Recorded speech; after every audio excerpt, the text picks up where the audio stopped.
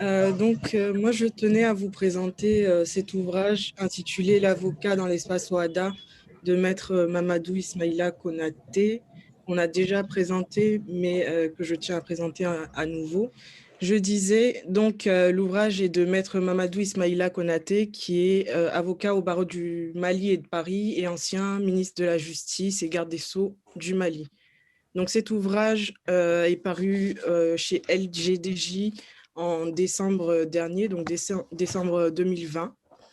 Et sur quelques précisions pratiques, donc moi je l'ai commandé chez LGDJ et je l'ai reçu assez rapidement en 2 jours parce que je réside en France, mais pour avoir consulté le site internet, j'ai vu qu'il était bien disponible à la livraison à l'étranger également. Et plus concrètement sur l'ouvrage, donc les débats de ce soir me confortent dans l'idée qu'il nous fallait vraiment le présenter parce que pour moi, il y a un bon nombre des thèmes que nous avons abordés qui y figurent. Donc cet ouvrage traite de la question de l'accès à la profession d'avocat, de la formation professionnelle, donc de l'exercice également de la profession, de toutes les règles déontologiques qui sont applicables. Et à mon sens, l'enjeu est le même du début à la fin, c'est cette question de règles assez disparates et différentes suivant les pays. Dans l'espace UEMOA, on a un règlement qui harmonise un peu les questions, mais ce n'est pas le cas en Afrique centrale et aux Comores. Je parle sous votre contrôle.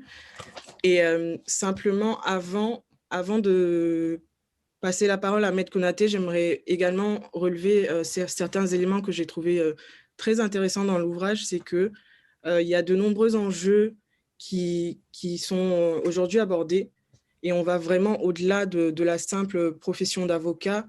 On a également des activités connexes qui sont aujourd'hui très intéressantes et notamment l'activité de mandataire et de médiateur, d'arbitre, tout ça. C'est pour moi une profession qui ouvre vraiment très grand le champ des possibles. Et c'est peut-être pour cela que jeunes étudiants ou jeunes diplômés, on peut être très intéressé par la profession. Je vais laisser Maître Konaté intervenir s'il est parmi nous, et je crois que oui. Merci beaucoup, Nadira.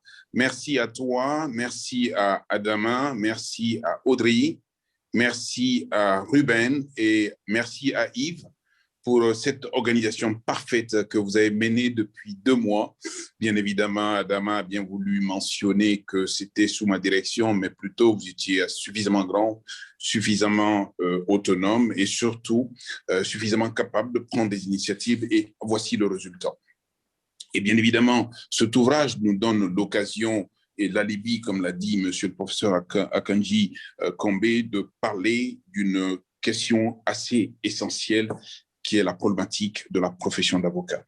Je voudrais d'entrée d'abord remercier toutes les personnes et toutes les personnalités qui ont été présentes et on a atteint une pointe de 100 et grand pardon à toutes les personnes qui n'ont pas pu se connecter parce qu'on a eu un mauvais paramétrage qui ne nous a pas permis d'aller au-delà de 100 et en principe, il y a eu 575 personnes d'inscrits. On n'en a eu que 100 constants, mais je rassure simplement que notre réunion est enregistrée et qu'on va le mettre donc à la disposition du public via les organisateurs.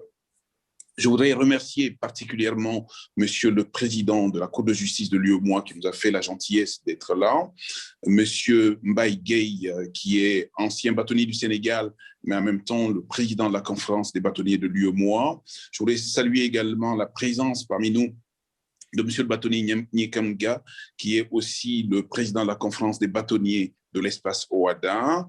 Et je voudrais saluer également la présence parmi nous du président de la conférence des bâtonniers de l'espace CEMAC et toutes les personnes dont Alain Fénéon, avec lequel on est intervenu dans le cadre de cet ouvrage et qui a bien voulu écrire 2 chapitres de cet ouvrage que je voudrais remercier, en même temps que je voudrais remercier l'éditeur LGDJ.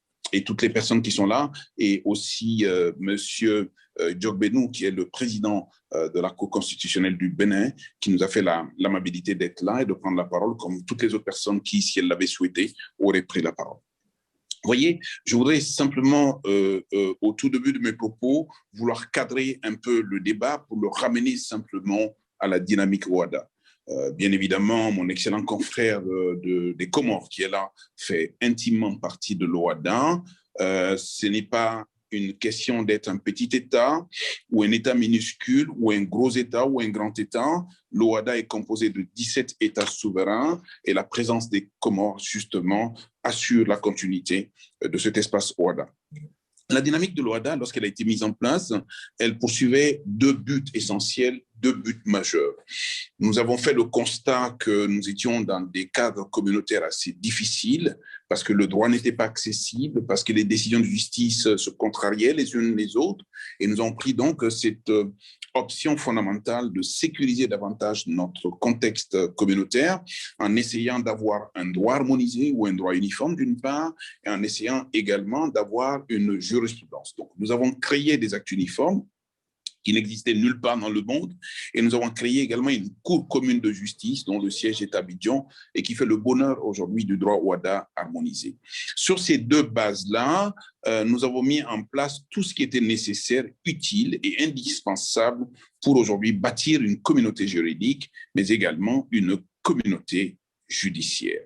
Concrètement, au bout de 25 ans aujourd'hui, on peut se réjouir de ce que la communauté juridique est une réussite au regard des 10 ou 11 actes uniformes qui existent aujourd'hui et que la communauté judiciaire est en passe d'être une réussite dès lors que nous arrivons à relever le défi de la justice interne, mais le défi de la justice communautaire, mais plus la justice interne que la justice communautaire.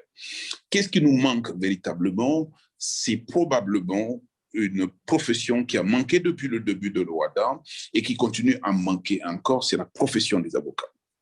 Faut-il le rappeler? Parce que je suis un historique de l'OHADA, j'étais là en 93, je suis encore là grâce à Dieu, pour dire que les avocats ont manqué au début parce qu'ils ne croyaient pas à cette expérience-là, et les avocats ont manqué pendant parce que simplement leur place était réelle, et aujourd'hui, lorsqu'on a harmonisé le droit, lorsqu'on a harmonisé la justice, bien évidemment, on se pose la question, mais qu'est-ce qui reste à harmoniser encore? Ce sont les professions. Et les professions, l'essentiel, c'est quand même la profession d'avocat. Quel est l'objectif recherché aujourd'hui?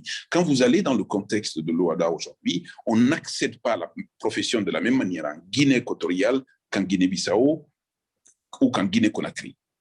On n'a pas la même discipline au Cameroun qu'au Tchad, encore moins qu'au Sénégal. On n'a pas le même nombre d'années de stage au Gabon qu'en Centrafrique, par exemple. Et bien des choses sur lesquelles aujourd'hui on devrait être totalement harmoniser et on ne l'est pas. Ça pose des difficultés énormes et ça pose tellement de difficultés aujourd'hui que lorsque vous êtes dans un ensemble, pardon à ceux qui rentrent de bien vouloir couper leur micro pour éviter justement qu'il y ait des interférences. Quand on est aujourd'hui un avocat du Tchad, un avocat du Gabon, un avocat du Sénégal, un avocat du Niger, un avocat de Guinée-Conakry, 5 avocats réunis dans un même dossier pour la défense des intérêts d'un client, que vous transportez par exemple au niveau de la Cour commune de justice d'arbitrage, qu'un incident survient qui aujourd'hui vous vaut une poursuite disciplinaire, vous êtes renvoyé individuellement dans chacun de vos États pour éventuellement que les ordres professionnels, lorsque c'est le cas, puissent ouvrir des instances disciplinaires, des poursuites disciplinaires. Ça veut dire qu'aujourd'hui, les cadres disciplinaires étant différents, le Guinéen échappe à toute sanction, le Gabonais se prend 2 ans, l'Ivoirien se prend 1 an, le Nigérien se prend 6 mois, et puis le Tchadien se prend un sursis. Voyez-vous, pour un même point de départ, pour les mêmes porteurs de robes noires, on se retrouve aujourd'hui avec une telle disparité dans le cadre de la mise en œuvre des poursuites disciplinaires. Quand je parle de poursuites disciplinaires, ça vaut aussi pour les conditions d'accès. On a dit tout à l'heure que dans le cadre de l'UEMOA, il faut un Master 2, qui n'est pas tout à fait la même chose qu'une maîtrise de l'ancienne époque, 4 années pour l'un et 5 années pour l'autre. Quid des autres États en Afrique centrale? Par exemple le Tchad, par exemple le Gabon, par exemple la Guinée équatoriale, où véritablement on n'a pas été capable aujourd'hui de mettre la main sur un dispositif législatif et réglementaire qui régisse la question de la profession d'avocat. Et quid de la Guinée-Conakry, par exemple. Voyez-vous, donc l'objectif, c'est d'une part d'avoir une démarche d'harmonisation des règles professionnelles, et je ne sais pas s'il faut encore pendant très longtemps rêver pour se dire que c'est demain, après-demain, ou c'est dans 10 ans ou dans 15 ans, mais ce qui est sûr et certain, c'est qu'on ne peut pas bâtir cette communauté juridique et judiciaire sans avoir des professionnels dignes de ce nom. Joseph Djogbenou vous l'a rappelé tout à l'heure, que sur 10 dossiers qui s'ouvrent au niveau de la Cour commune de justice et d'arbitrage, 6 sont pilotés par des cabinets en dehors de l'OHADA et les 4 autres sont pilotés avec les cabinets en dehors de l'OHADA d'une part et les cabinets de l'OHADA en accompagnement. Sur chaque 10 000 € de facturés, il y a environ 100 ou 120 qui restent au sein de la communauté et le reste est hors communauté. Ce que je vous indique sont des statistiques qui sont valables aussi bien au judiciaire qu'en arbitrage et que dans toute autre matière. La question fondamentale aujourd'hui, c'est véritablement la formation professionnelle des gens qui doit être prise en main. Vous savez, l'avocat de demain et d'après-demain doit être un avocat capable de maîtriser aussi bien le droit anglo-saxon que la civil law. L'avocat de demain doit être capable, comme l'OHADA nous en donne la possibilité, de parler les 4 langues de l'OHADA, l'espagnol, le français, l'anglais et le portugais. Parlant les 4 langues d'une part, maîtrisant le droit anglo-saxon et la civil law d'autre part, ça vous donne justement une qualité professionnelle qui vous donne l'occasion justement d'aller en comparatif avec d'autres. Et en allant en comparatif avec d'autres, on se pose la question de savoir, quand on est un excellent avocat, bien formé en droit anglo-saxon, bien formé en droit de la civil law, quand on est capable de parler 2 des 4 langues, la question de la nationalité de l'avocat ne se pose plus. C'est la question de la qualité professionnelle de l'avocat qui se pose. On n'a point besoin de savoir que vous êtes originaire du Tchad ou de Centrafrique ou du Mali ou du Niger. On a besoin de savoir que vous êtes un avocat qui maîtrise des aspects essentiels du droit OHADA, capable aujourd'hui de prendre ce droit OHADA en main et de le piloter en dehors de la question de nationalité. Voyez-vous, dans nos États aujourd'hui, nous sommes tous en train de construire des États de droit.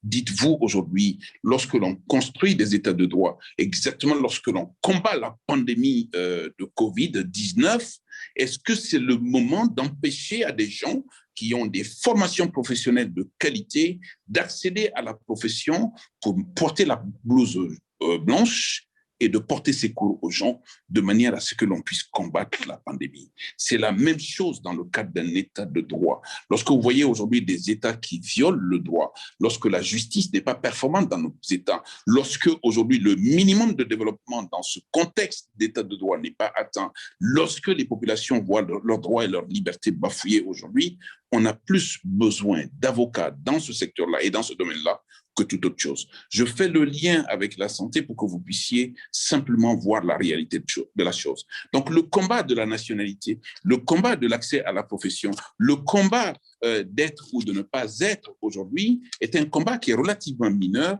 face aux enjeux qui sont des enjeux majeurs.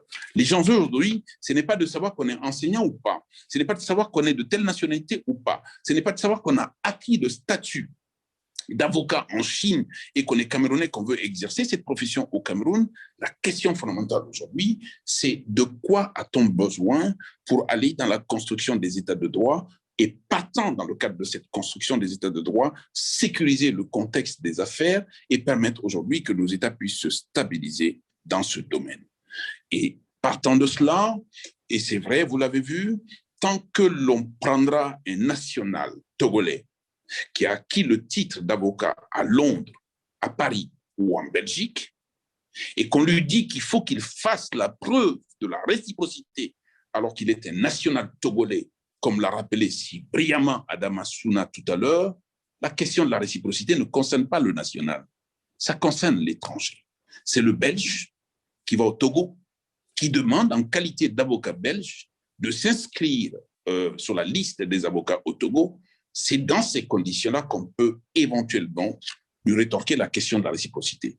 La question de la réciprocité, c'est que le Belge venant au Togo bénéficie des mêmes droits que le Togolais allant en Belgique. soyons réalistes sur cette question. Sur la question de la formation professionnelle, nombreux sont parmi nous ceux qui ont été formés en France, ceux qui ont été formés en Angleterre, ceux qui ont été formés au Nigeria, ceux qui ont été formés ailleurs encore, qui ont le titre nécessaire aujourd'hui pour pouvoir présenter la profession d'avocat. Soyons regardants d'autres questions, mais pas la question de la formation, pas la question du statut professionnel, parce que l'avocat, c'est le statut qui, par nature, est universel. Un avocat n'est pas national. On est tous porteurs de robes noires et quand on se présente à la barre, aucun juge ne vous demande d'où vous venez.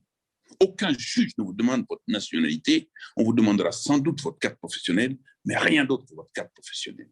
Et l'exercice de cette profession est d'autant plus important qu'on ne peut pas être entre nous et s'enfermer entre nous. Il y a un peu de juges qui arrivent nous voir, qui, au fil de leur présence, au fur et à mesure de leur présence à nos côtés, prennent la couleur d'avocat et oublient progressivement qu'ils n'ont pas été juges.